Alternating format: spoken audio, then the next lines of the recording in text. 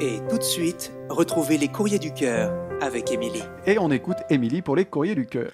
Et oui, comme tous les lundis, on se retrouve pour parler amour, amitié, sexe et autres futilités qui nous pourrissent parfois bien trop la vie.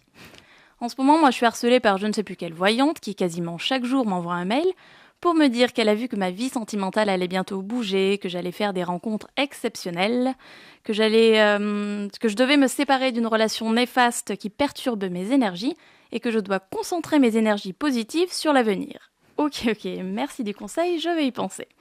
Je sais pas si vous aussi vous recevez ce genre de mail, hein.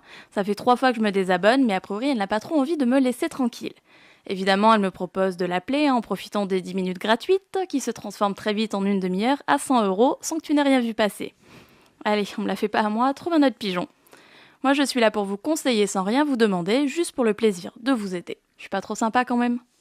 Cette semaine, c'est Elsa qui a bien besoin d'un coup de main.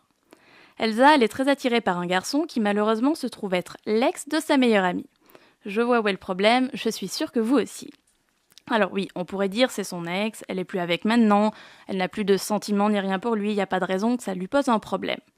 Il se trouve que nous, les filles, on a un espèce de code déontologique qui fait qu'on ne touche pas les ex de sa meilleure amie, ni de ses amis tout court d'ailleurs. Peu importe que ça fasse 3 mois, 6 mois, 10 ans que ce soit terminé, son ex, c'est son ex. Quand on y réfléchit, en fait, ce code, il se tient plutôt bien. Bah oui, vous imaginez, votre mec vous compare à votre meilleur ami, ou alors il fait des petites réflexions en parlant de son ex, qui était trop casse-couille au quotidien, trop fatigué le soir pour s'envoyer en l'air. Oui, enfin, on parle de ma meilleure amie, là, ça devient gênant un peu. Bien sûr, les relations, elles sont toutes différentes. Ça dépend du genre d'ex que ça a été pour elle, du temps passé, de la relation que vous entretenez toutes les deux. Mais si tu me poses la question, c'est qu'à mon avis, tu sais bien que ça peut lui poser un problème. On a tous de l'orgueil. Quelqu'un qu'on a connu dans l'intimité, on n'a pas forcément envie qu'une autre personne qu'on connaît bien partage la même intimité avec lui, même si c'est notre meilleur ami. Et si en plus il y a eu beaucoup d'amour entre eux, ça peut rendre les choses encore plus compliquées parce que là tu peux rajouter une certaine jalousie possessive que certaines d'entre nous ont très certainement pour leurs ex qui ont compté.